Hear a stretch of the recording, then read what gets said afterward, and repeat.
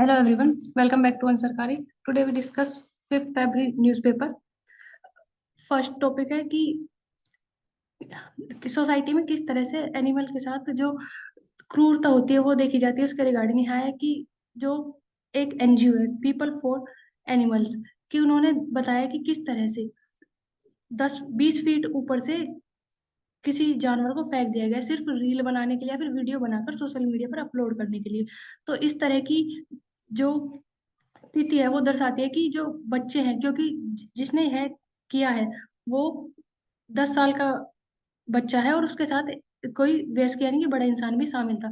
तो उनकी मानसिक स्थिति की जांच की जानी चाहिए कि किस तरह से वह इस तरह की जो घटनाएं हैं वो कर सकते हैं। इसके अलावा कुछ और चीजों में पता चला है कि जानबूझकर जो जानवर है एनिमल्स है उनको गाड़ी के नीचे कुचल दिया जाता है, फिर जहर देकर मार दिया जाता है। तो इस तरह की घटनाओं से हम देख सकते हैं कि किस तरह से जो बच्चों की सोचने की क्षमताएं हैं या फिर उनकी जो प्रवृत्ति है वो किस तरह से हिंसक होती जा रही है। तो उसके ऊपर मानसिक स्थिति पर चर्चा करने की जरूरत है, उनके साथ बात करने की जरूरत है, या फिर जो फिजियोथेरेपिस्ट होते हैं और अदर जो चिकित्सक मदद उन्हें मिलनी चाहिए उन सभी चीजों के बारे में उनके पर चर्चा करने की जरूरत है। उस रिगार्डिंग डिस्कस किया जाता है यहाँ पर कि किस तरह से एनिमल क्रूरल्टी एक्ट के रिगार्डिंग इन चीजों को देखा गया है। चुनौतियों से निपटने की युवा पीढ़ी की सक्षमता को विश्रमित करता हूँ। तो जो सीजीआई है, सीजीआई जी चंद्रचूड़ जी ने ये बात कही थी जब उन्होंने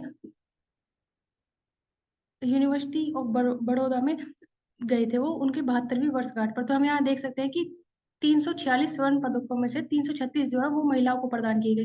तो यहाँ दिखाता है कि किस तरह से जो वुमेन की इन्वॉल्वमेंट है वो इंक्रीज हो रही है। तो उस चीज को यहाँ देखा जा सकता है कि किस तरह से जो युवा पीढ़ी है वो आगे आ रही है और जो उनकी चुनौतियां हैं, जो भी उनकी क्षमताएं हैं उनको बढ़ाया जा रहा है, कौशल को इंक्रीज किया जा रहा है, स्किल इंप्रूवमेंट की बात कर सकते हैं।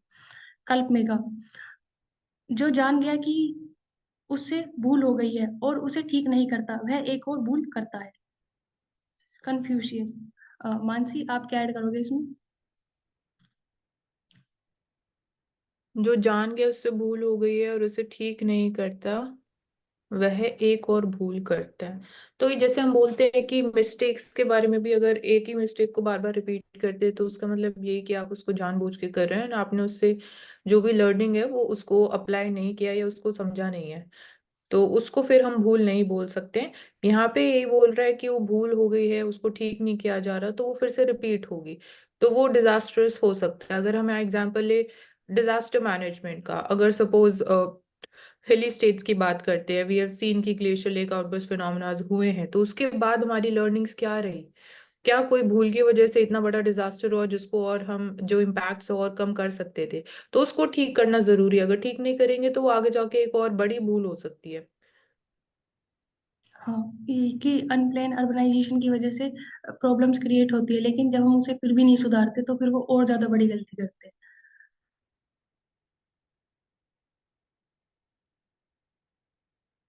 तो यहाँ अवेयरनेस देखी जा सकती है कि किस तरह से कैंसर पीड़ित बच्चों के लिए निकाली गई रैलियां। तो यहाँ can kids kids can national society for change, तो जो कैंसर पीड़ित बच्चे हैं उनकी देखभाल के लिए किस तरह से और लोगों का उनकी तरफ ध्यान जाए और उनके लिए जो इलाज है वो किया जा सके, उनसे वो वंचित ना रहे और अवेयरनेस की जा सके, उसके लिए इस तरह की रैली निकाली। यहाँ है देख सकते हैं कि जो केंद्र ने 498 करोड़ रुपए की लागत से जो पूर्वी राज्य है उनके लिए गलियारा परियोजना तैयार की है, जिसके अंदर उन्होंने जो कामाख्या दिव्य परियोजना है उसको के लिए शक्तिपीठ का आयोजन कराया जाएगा, जिससे पूर्वोत्तर में पर्यटन को बढ़ाया जा सके और जो वहाँ की अर्थव्यवस्था है उसमें इंक्रीज मिलेगा। तो इसके अलावा दूसरा ये है कि 7,000 से अधिक लोगों को हथियार छुड़वाए गए, कि जो हम देखते हैं कि समझौते होते हैं जो नॉर्थ ईस्ट में जितने भी इशूज चल रहे हैं उनके रिगार्डिंग। तो उसके अलावा इसके अलावा तीसरा सुधार ये किया गया है कि जो अस्फा नियम था उसको काफी जगहों से हटाया गया है, ताकि वहाँ कनेक्टिविटी बनाई जा सके और जो सुविधाएं आम लोगों तक पहुंचनी चाहिए उनको पहुंचाया जा सके।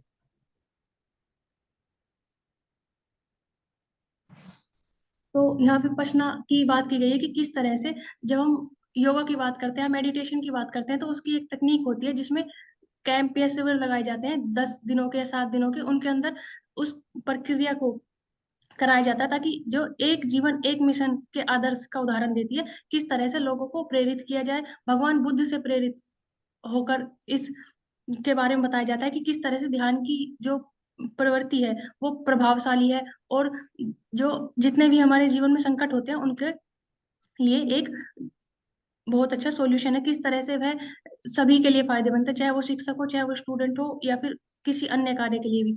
तो उसको बढ़ावा दिया जाना चाहिए। यहाँ पर देख सकते हैं, एक जीवन एक मिशन के अंदर आएगी। Mansi. Okay, so I'm talking about Pandora Papers investigation. So if we talk about कौन सी investigating authorities हैं who are looking into this, so it is Enforcement Directorate. So they are investigating into this. तो दो important act है under which the investigations are ongoing. तो ये जो article है और जो next article है वो बस यही update दे रहे हैं कि so far investigation से क्या निकल के आया, who are the personalities involved in this. So two important acts. First is the Prevention of Money Laundering Act, and second is the Foreign Exchange Management Act of 1999. So money laundering violations have been alleged, and offshore firms जो है Indian owners they are having offshore firms जिनको हम shell companies भी बोलते हैं, तो tax haven countries में how their international money flow that is being managed.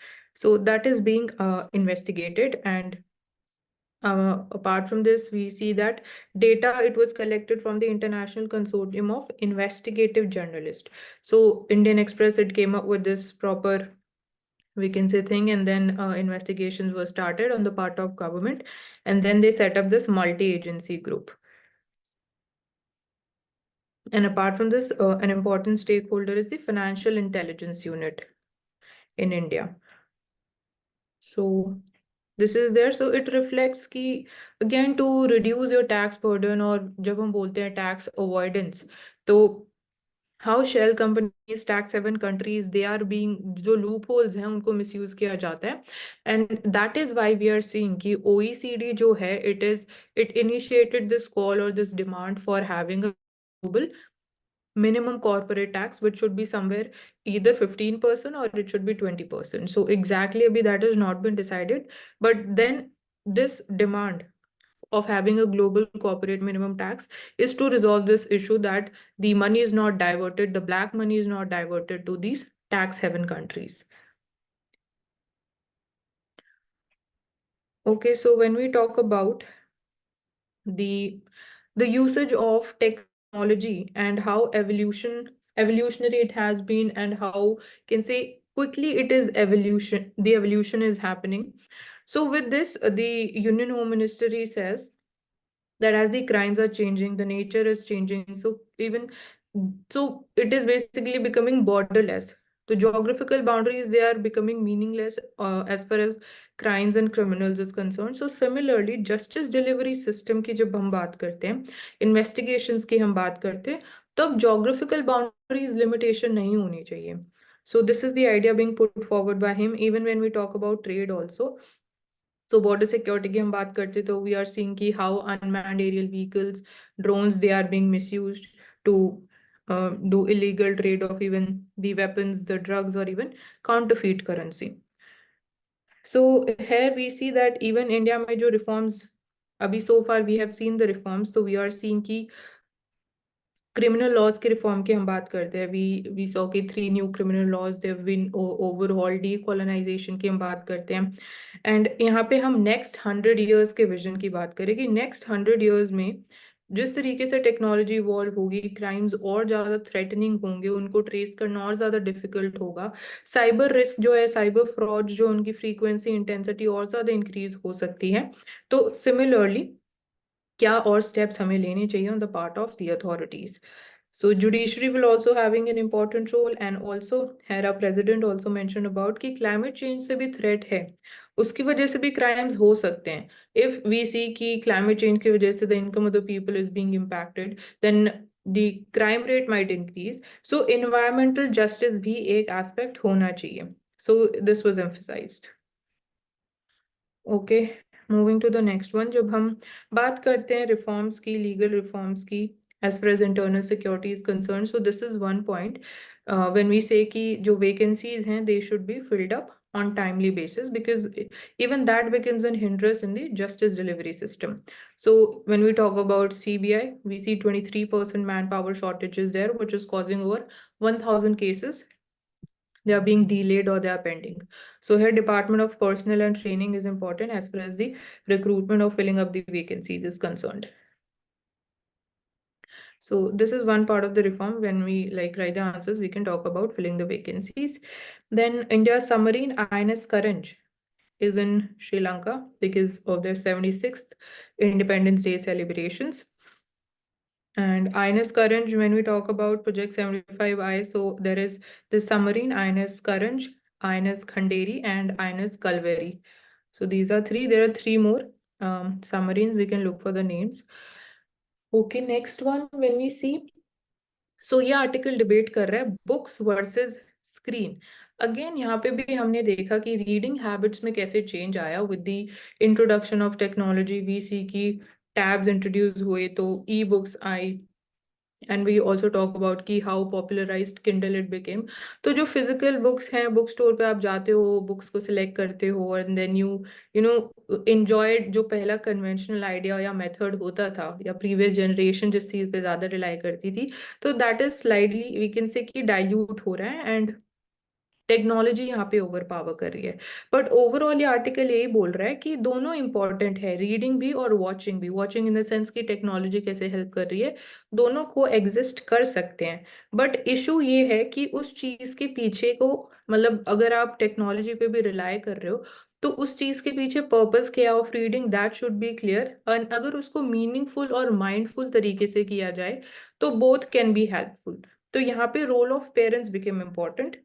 So parents अगर वो चाहते हैं कि देर जो उनके बच्चों में जो रीडिंग हैबिट्स है वो डेवलप हो, तो even parents they need to practise that, then only वो it can filter down to those their own children. So we see कि mobile phones ubiquitous. Ubiquitous means कि दे आर प्रेजेंट एवरीवेयर. तो that is the meaning of this word. So since smartphones, जैसे हम online education की भी बात करते हैं, तो we were discussing this argument कि मोबाइल फोन स्मार्टफोन पेनिट्रेशन जो है, डेटा पेनिट्रेशन जो है, दैट इज इंक्रीज्ड लॉट. तो उसकी वजह से even we can leverage this opportunity of fulfilling this the learning gap, which was again an outcome of the COVID-19 pandemic. So this can be leverage. And apart from this वही कि reading के पीछे जिस तरीके से reading हो रही है, उसके पीछे का पर्पस क्लियर होना चाहिए, then only it can be helpful. And और क्या बेनिफिट्स हो सकते हैं, तो पहले हम यहाँ पे बात करेंगे कि इश्यूज क्या है, क्लियरली क्या क्वेश्चंस रेज किए गए हैं इस आर्टिकल में. तो प्रॉब्लम्स एंड इश्यूज इज कि जिस तरीके से रीडिंग हो रही है, या उसके पीछे जो पर्पस है, क्या हम उसके बारे में अवेयर हैं. सेकेंडली, क्या ये जो तरीका है, does this suit the kind of immersive reading that earlier generations have known.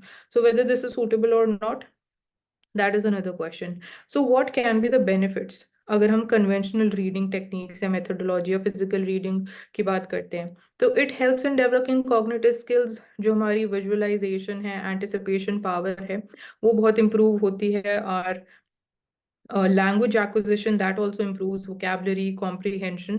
So it stimulates the imagination, or we can say the visualization. So all this culminates in formidable communicative skills, जो कि फिर हम इसको बात करते हैं कि जैसे the skills which are in demand in the job sector. So there are also communicative skills, the soft skills. They are in demand, so reading can help us in there. And then art of writing में भी impact आता है. So reading, another benefit is कि जो familial bonds हैं, उनको और strengthen किया जा सकता है रीडिंग. कैसे? जो आप स्टोरीज रीड करते हो, आपको कुछ सीखने को मिलेगा, तो you will be sharing that with your family members. तो उससे फैमिलियल बॉन्ड्स और स्ट्रांग हो सकती हैं. एंड एक पॉइंट ये कि रीडिंग इंपॉर्टेंट है, but it shouldn't be force down upon the children. Forceful नहीं होना चाहिए. And children should also have the freedom to choose which books they need to go for, or which methodology they found interesting. So this is there. So uniform civil code की हम बात करते हैं. Article 44 of the constitution mentions about this, and we've been talking about the state of Uttarakhand. Finally they are implementing this. तो certain provisions, firstly जो main objective है, what are the benefits or what are the again the purpose behind implementing uniform civil code, so that is gender equality, rights of male and the rights of female. It should be on equal grounds, on equal level playing field as far as the practical application is concerned. So like in cases of inheritance, so both should have equal rights. So with this, in specifically Uttarakhand state, the provisions are that it would be revoking the practices which governs the marriage and divorce, such as polygamy, then iddat, which is mandatory period of waiting to be observed by women following dissolution of a Muslim marriage, matlab divorce ke case mein. So iddat, this would be revoked, and thirdly, triple talaq. So with this, we are seeing now the impacts of this step even in case of other states like Madhya Pradesh and Gujarat. And issue यहाँ पे यही है कि जो religious laws है, marriage laws है, Hindu marriage act है, how that would be reformed अगर पैन इंडिया लेवल पे we come up with a uniform civil code. So here are certain even examples or the mentioning of certain Supreme Court cases also. So over the years we see Supreme Court deliberated on this subject. So 1985 में there was this judgment, which is the Shah Banu Begum case. So here the court said कि जो matter है, it is a matter of regret that Article 44, it has remained a dead letter, and even it supported for its implementation. Then again, this demand was reiterated in 1995 under the Sarla Mudgal versus Union of India case, and then again in 2003 in the John Vallamatam versus Union of India case. So these are the 3 Supreme Court judgments on this.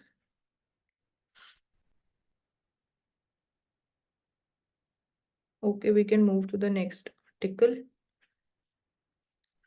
So here, when we talk about again technology and the safety of personal identifiable information, how that can be kept safe. So firstly, we'll understand its meaning and what are the authorities in India as far as data safety is concerned. So certain Computer Emergency Response Team of India, this is the body.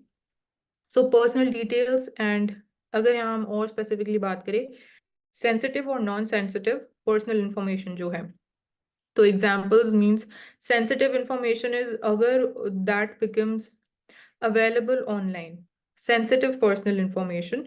So sensitive personal information वो है जिस information के basis पे आप एक individual को identify कर सकते हो.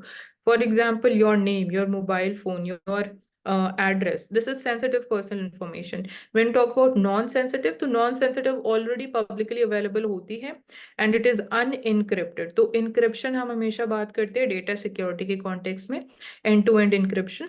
So non-sensitive information like zip code हो गया या पिन कोड जो हम बोलते हैं, रेस या आपका जेंडर अगर ऑनलाइन अवेलेबल है तो आपके आइडेंटिफाई उससे भी खाली अवेलेबल मतलब आइडेंटिफाई नहीं हो सकती. अगर religion, that is also available. तो this is non sensitive personal information.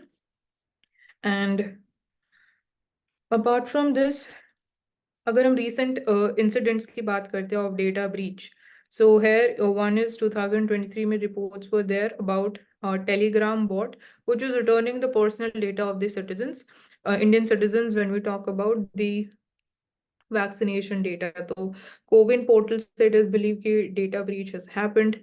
And apart from this, secondly, we talk about key personal information of around 815 million Indian citizens supposed to be leaked, and like Aadhaar numbers, passport details, they are being sold on the dark web.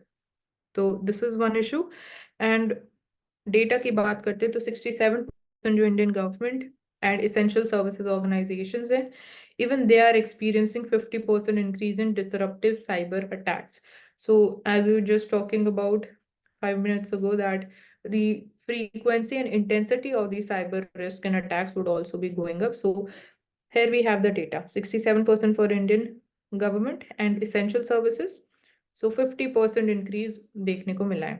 So when we talk about how can we keep a personal data safe, what steps needs to be taken, or whenever we are browsing the internet, so what things we need to keep in mind. So whenever we searching for any information, so website, जो भी website पे हम जाते हैं, तो HTTPS जो है URL में, we need to pay attention to that. तो if there is S means secure, तो इट मीन्स कि हम्म। देर आर वेरी लेस और नेग्लिजिबल चांसेस कि आपका पर्सनल डेटा लीक हो सकते हैं। और अगर एस नहीं है तो there might be a symbol of lock which would also depict that the site is secured.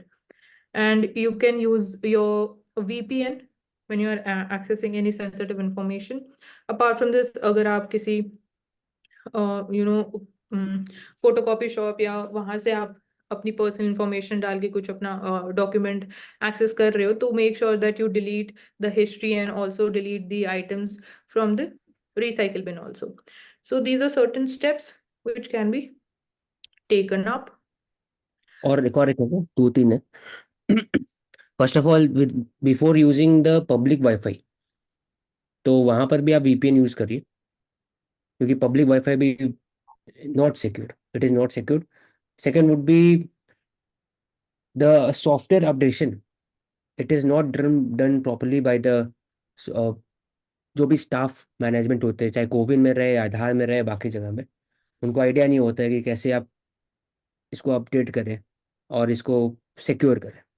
तो उसका बात कर सकते हैं। फिर नेशनल लेवल पे इंटीग्रेट कर सकते हैं, जो सर्ट इन है ना, इनका भी स्ट्रक्चर प्रॉब्लम है dealing with the sensitive and non sensitive data, कि माइक्रोसॉफ्ट और बाकी जो बिग कंपनीज है कैस्पिस की साइबर सिक्योरिटी के लिए, तो उस पर आप काम कर सकते हैं, साथ में कोलैबोरेट कर सकते हैं।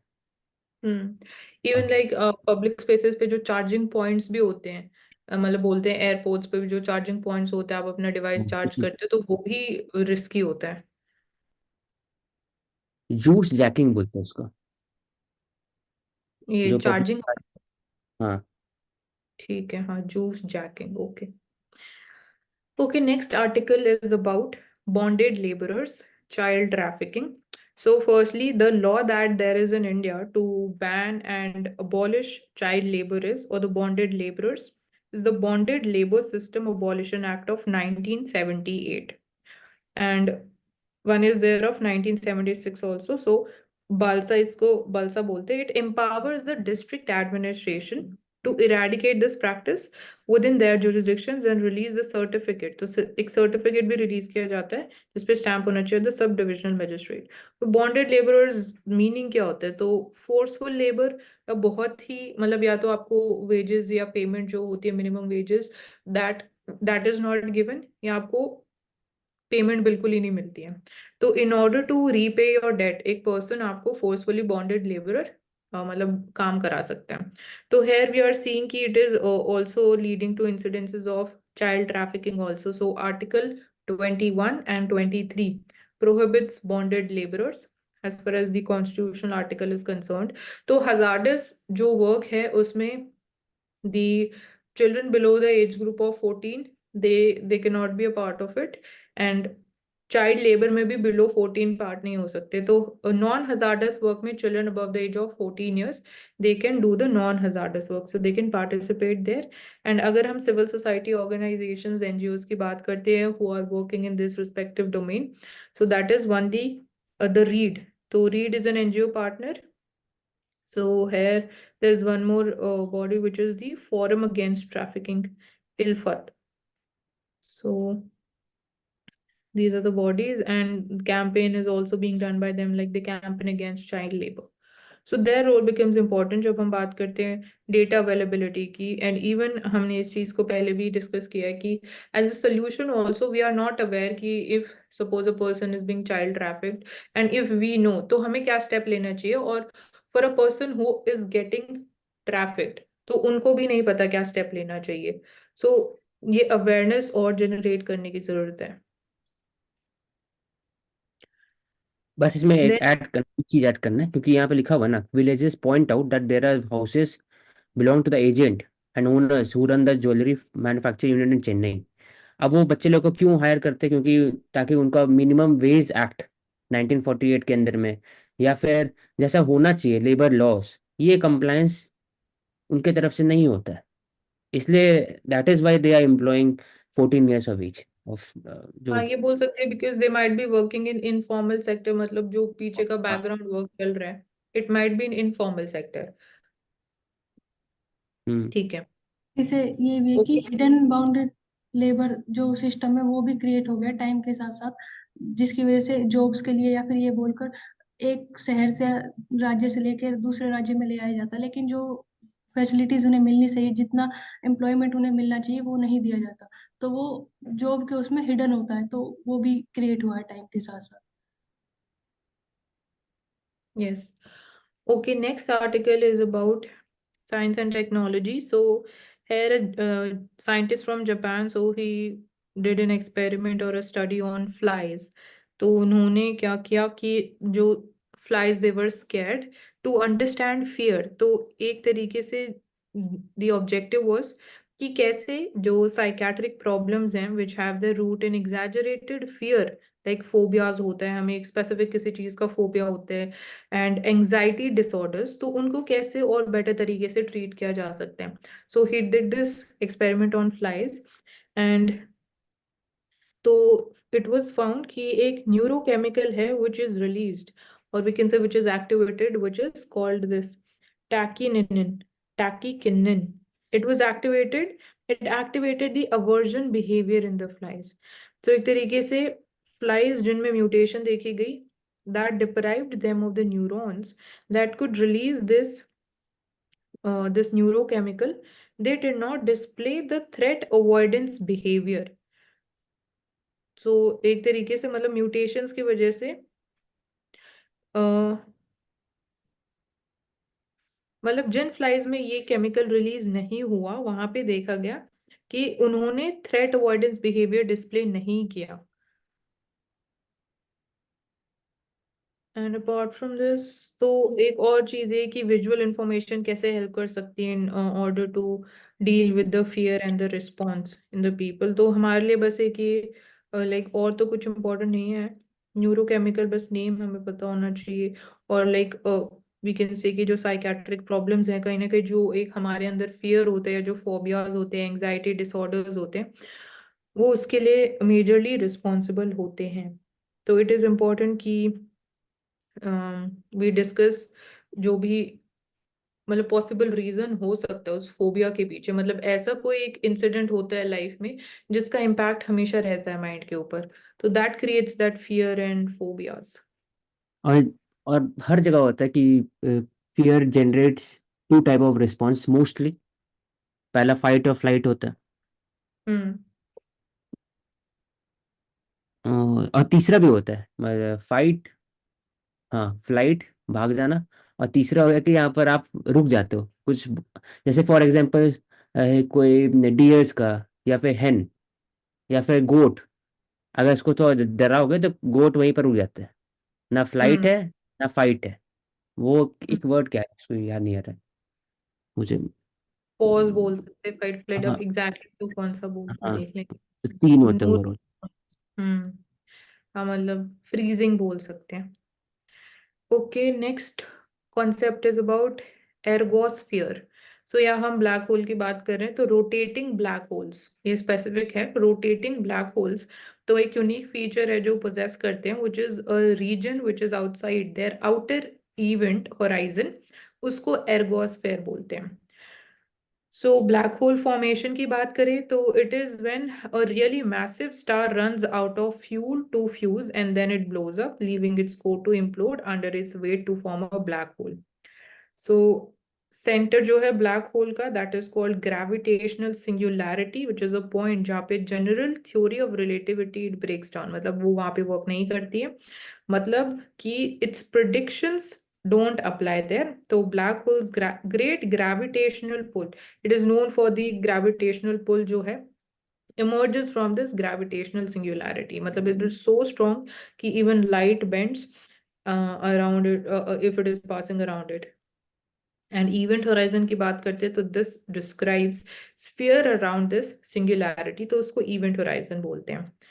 सो अगर कुछ भी चीज anything enters in this sphere, so it can not escape unless it travels faster than light, which is impossible. मतलब लाइट की सबसे फास्टेस्ट स्पीड, नॉन स्पीड हम बोल सकते हैं इन दिस यूनिवर्स. तो अगर कुछ लाइट से भी फास्ट स्पीड पे है then it is possible it can escape, otherwise not. And so just beyond this sphere, मतलब जो इवेंट होराइजन है उसके बाहर we have this ergosphere. A rotating black hole will also have an ergosphere, which is a bigger sphere than an object can enter and then leave if it's moving fast enough. So it comes from the मतलब Greek. एक, Hmm. हाँ, कि इतना अच्छा Er- लिखा हुआ है कि ओवरऑल 3 पार्ट है ब्लैक होल का, मतलब 2 पड़ते हैं। एक होगा हाँ, सिंगुलरिटी, मिडिल वाले पार्ट, बीच वाले चारों तरफ से, फिर हो गया इवेंट होराइजन, और एग्रोस्फीयर हो गया। इट इज के नेम बाहर। Because it is possible to extract matter energy from the ergosphere but not from beyond the event horizon. Exact पीटीए क्वेश्चन निकाल सकते हैं इसमें से हाँ, कि यस। एग्रोस्फीयर हम्म। से आप कर सकते हो, लेकिन इवेंट होराइजन से नहीं कर सकते। वहां से कुछ एस्केप नहीं कर इंपॉर्टेंट पॉइंट। सकता। यस। फिर लिखा हुआ है कि suggest that using send down object into ergosphere and allow it to accelerate there along the black hole direction of rotation. वो तभी इंटरस्टेलर में इसके अराउंड ही गया। It is coming out from the moving faster, the energy gain will translate into black hole losing some angular momentum. Ergosphere में आप revolve कर सकते हो, रोटेट रिवॉल्व कर सकते हो अराउंड द ब्लैक होल। तो इवेंट होराइजन एकदम बीच में, और सिंगुलैरिटी, ग्रेविटेशनल बीच में सिंगुलैरिटी। सिंगुलैरिटी, हाँ, हाँ, gravitational singularity event singularity. Horizon, ये जो ब्लैक पार्ट है हम्म। के चारों तरफ जो एक जोन है एर्गो। उसको हम्म। हम्म। ठीक है, अच्छा कॉन्सेप्ट।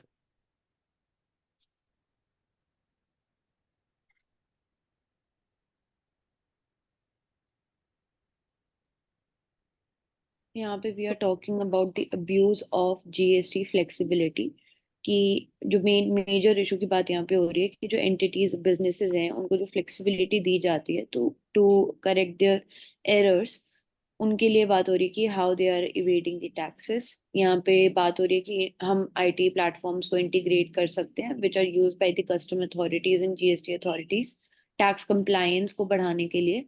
एंड डेटा हमारे पास बहुत सारा है on the taxes, direct and indirect taxes, but कैसे उस डेटा को इफेक्टिवली यूज करना है वो we have to learn. So tax evasion की बेसिकली बात हो रही है इस आर्टिकल में।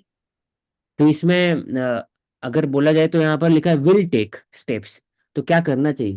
तो जैसे आई थिंक हाँ। मेरे अकॉर्डिंग ये हम्म। फेसलेस टेक्नोलॉजी जैसे यूज करते हैं सीबीडीटी में, वैसे इसमें भी कर सकते हैं फेसलेस वाले चीज। फिर ई वे व्हील्स तो है ही। दूसरा, each authority uses own IT system, तो इंटीग्रेटेड आईटी सिस्टम होना चाहिए ओवरऑल जीएसटी कलेक्शन करने के लिए, हर एक का अलग नहीं होना चाहिए। तीसरा हो सकता है कि बात कर सकते हैं with respect to GST appellate tribunal, कोई भी इशू होता है तो आप जाके इसमें अपील कर सकते हो जीएसटी एपलेट ट्रिब्यूनल। तो और एक, अपार्ट हाँ, फ्रॉम सबसे बड़ा चैलेंज जीएसटी में जो जिसको मिसयूज किया जाता है वो फेक जीएसटी जनरेट जो किए जाते हैं, फेक जीएसटी बिल्स। तो उसके लिए दैट, अभी ऐसा कोई सोल्यूशन समझ में नहीं आया कि फेक जीएसटी बिल्स, वो तो बाद में आपको रियलाइज होता है जब आप मैच करते हो जीएसटी को, बट तब तक तो वो फ्रॉड हो चुका होता है। तो उसको पहले कैसे रोकें, एक ये बहुत बड़ा चैलेंज है। हम्म, ठीक, वी कैन मूव फॉरवर्ड।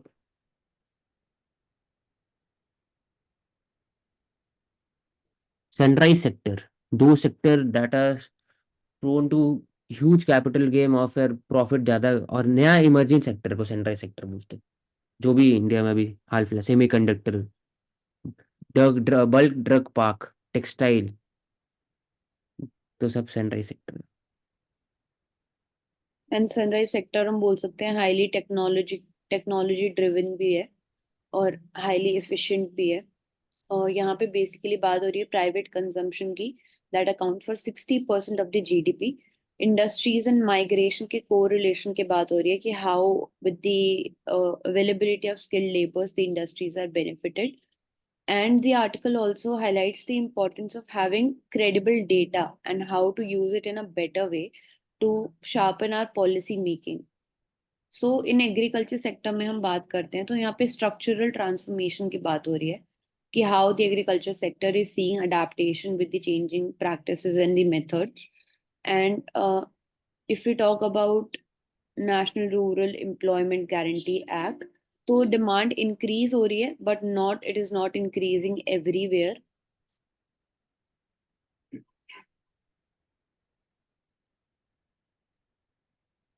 तो यहाँ पे बात हो रही है कि डिमांड इंक्रीज हो रही है but it is not increasing everywhere.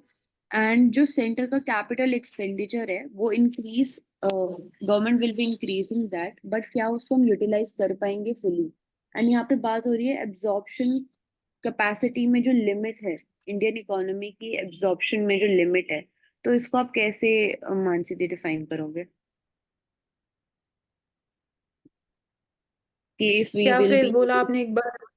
कि कैपिटल, जो कैपिटल एक्सपेंडिचर है government will be increasing it, but जो लिमिट है उसको प्रॉपरली एब्जॉर्ब करने में, so how will be the economy utilizing it fully? Economy would be utilising it when उससे adequate amount of जो जॉब्स हैं वो जनरेट हो, जो इनकम इक्वालिटी हम बोलते हैं, इनकम इक्वालिटी और ज्यादा होनी चाहिए। अगर उसको रियलाइज करने की बात हो रही है तो तब हम बोल सकते हैं कि उस सेंस में जो कैपिटल एक्सपेंडिचर गवर्नमेंट करेगी, इवन प्राइवेट सेक्टर करेगा, तब हम बोल सकते हैं कि अगर पर कैपिटा इनकम और इंक्रीज हो रही है, पॉवर्टी डिक्लाइन हो रही है, तो then it is actually being realised, inflation और कंट्रोल हो रही है। तो इसको इस सेंस में इंटरप्रेट कर सकते हैं, मतलब पॉजिटिव इम्पैक्ट जो सारे अगर हो सकते हैं, अगर वो हो रहे हैं, तो वी आर एक्चुअली की रीगेन कर रहे हैं benefits.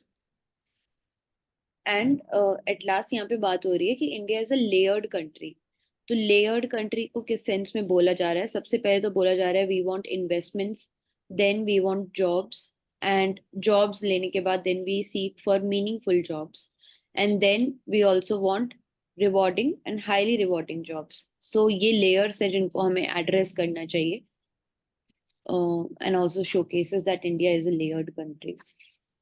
If you would like to add anything on this, India is as a layered country. हाँ, इसको और भी मतलब अपार्ट फ्रॉम इकोनॉमिक सेंस भी हम बात कर सकते हैं कि यूनिटी इन डाइवर्सिटी के हम कॉन्सेप्ट की बात करते हैं। There are different cultural ideas और practices and tradition, or heritage. So हर चीज को आप बोल सकते हो एक तरीके से लेयर्ड कंट्री है। अब इसको पॉलिटिकल सेंस में बोल सकते हो, इकोनॉमिक सेंस में बोल सकते हो। रीजनल डाइवर्सिटी इतनी ज्यादा है तो वो भी एक डिफरेंट लेयर क्रिएट कर देता है कि कुछ स्टेट्स ऐसी हैं, ग्रुप ऑफ स्टेट्स जहाँ पे ज्यादा एफडीआई हो रहा है, कुछ जहाँ पे उससे कम है, और जहाँ बहुत ही मिनिमल है। लाइक रेड कॉरिडोर की अगर हम बात करें तो वहाँ पे मिनिमल